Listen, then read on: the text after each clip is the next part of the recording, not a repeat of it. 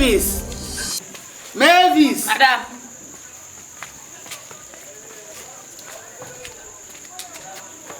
C'est là qu'on va tout bon, mais on doit appeler vite. Quoi il est? Na ba yo l'électricien dedans. Mais il faut y a pas qu'on a refait. Yo.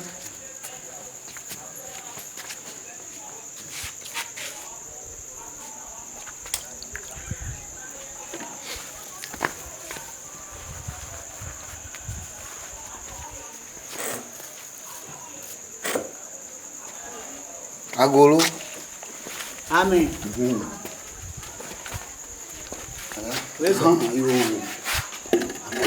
Oh, FL is good. I'm going to Yeah, wonderful. Wonderful. Where's all? Wonderful, my life. Mero back Paul. Mi pe kani bo me kare si signora judo pie kule ko do mi areka. Amena back Paul bona. Kule mo nu gate yen. Mi an ga jabe. Lai jo betu fia. Ndova. Da mo ko e ka bo ko acho ta na back Paul bona. So na gare judo pie na ko. Viwari. Mavis. Mariana. No back Paul. Mavis. Oh. Boy.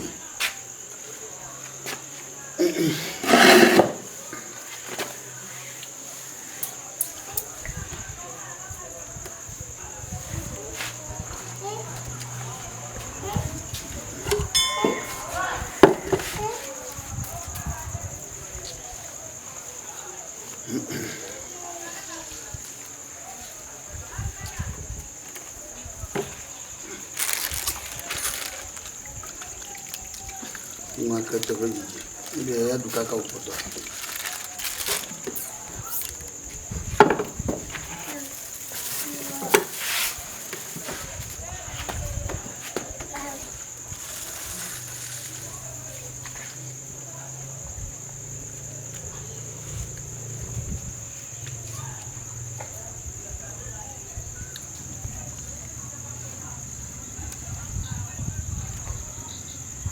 Okay, we can home.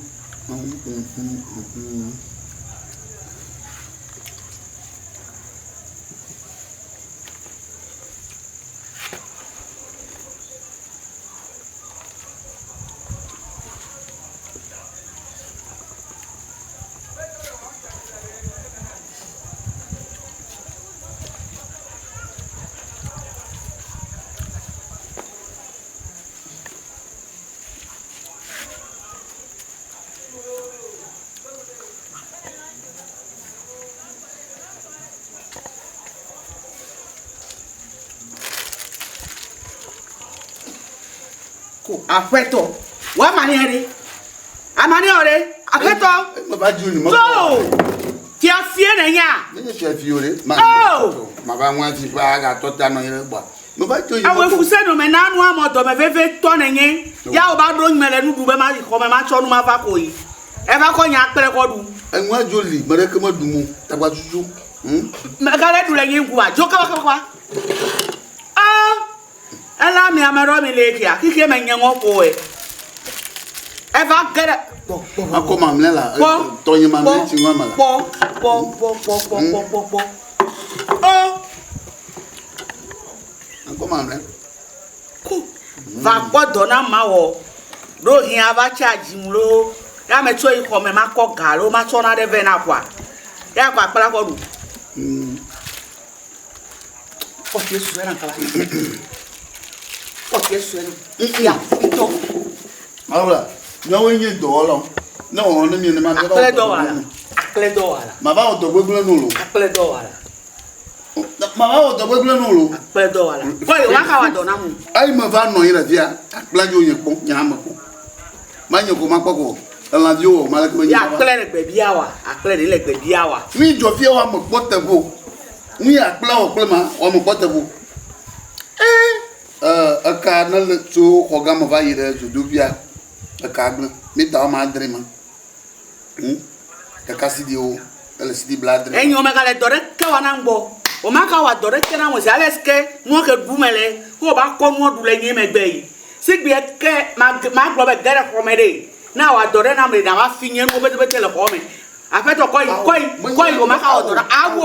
Awo, ni me porte pas pour me vona, me vont. Awo, fia joku ndondonu. Atana para la jo. Atai, baba ordana mo. Kofi Boachi. Jo le bonyen. Ma wo nwanu. Ma we na mo. Koi do la panyeme. Do la panyeme na nai. Fousseni si bolé kia. Be yen électricien. Mana yaba ejuchi lo mo le do am. O ka tan o bu mo fe na yota. O gbedo. Koi do ni no yin ma no viviti me. Kanile na me ba jami je ami je ko de nu go de me fie merci ko nya pa me beti akọ. Ya me prima be to. Akọ mo chi o ma ka tan alezu. Ni le. Do na ile gben. Ajola ka po. Do we to. Nya mo yi. Me be do we to do le wo le yi. Anya ge jo. Nya de me pe na wo. Ata yi o. Ya yi ma yi ma akman to kra le fia. Me ne ka ha ma. Pa kle la drenam. Makwa ma venu. Fia fito. L'électricien fia fito. Atai. Kofi Boachi. Shame. Elle n'a pas été fait comme une pour se mettre au côté. Maman, on va 25 minutes. 25 minutes. Que ajo masen ga koruda. Esia. Brana gbeno ko masen ga ruda. Barakuyo. Kana kana bubu tira na muse. Barakuyo. Na yinyira bele ko yikelo. Yo. Na ila si kolea. Ke yimi le fifie. Kile ke yimi le fifie. Amen. Efwan. Tao yen Fousseni a. Me no hogare bonye be a. Fousseni be me de fele yin a. E to be me de fele yin. Ko na ba se me be ne ba me de fele kala hu.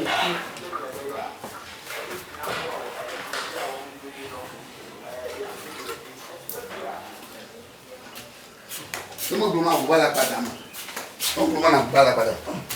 Daga madobo. Neto. Na. Nyaka gbo na vie, madobo vie no da bo nyaka gbo ni. E do vie do da bonye. Nyaka. E ba o be no hogare bonye be. Ye gbo ni bala ka. E ba o gare ka me le bonye. Ni mo do no jo. O do nam. Aka fo ni ma. Na ko 2 million na. Gasusu akpele mi ho dure. E chori. Me ko gasusu ko wa akpele pe ka. Akpele ka. E ba du akpele gbogbo re le fi o nto nya be ison. Jo! Akpeji ma nyama du. Do e mo no do lo le ka ma. Akpeji ma nyama du le ka. Akpeji ma wasila. Mama Oti, ka fene sronye na mi jo. Atasi no. Me ko 2 million ne cho. Na me ba oto na ma oda na nne otu. Ta no ta kla. Ka wa to ko do ya le si a. Me nye do pa nu. Bo. Ni ka to ji kura da. Me bi o. Atu. Bako ma. Nga. Ko se to mi jo. Wa ko so eto. E ko je dangara. Afa to ko nwa. Afa no dangara. Pana pa go yi. Ayen ke ja. Ya yi kra ba po kala se. Ne lo ma to chi bo na je. Na jang po bala so. Egbe yen pe. Na jang. Na to ko na mi jo kwe. Ne kachale unye fiere. Me ro be eyi pa po le si wa. Ala sinyo. Ke kike me tro bete pa po ne na si o. Ne kache ma ko ide no gopo. Ne kache unye ma ko ide kliko. Mi ko na mi akoje. Bebe ne mi jo ntu klinyonu re. Mi ko na mi akoje ewe wa ino gopo.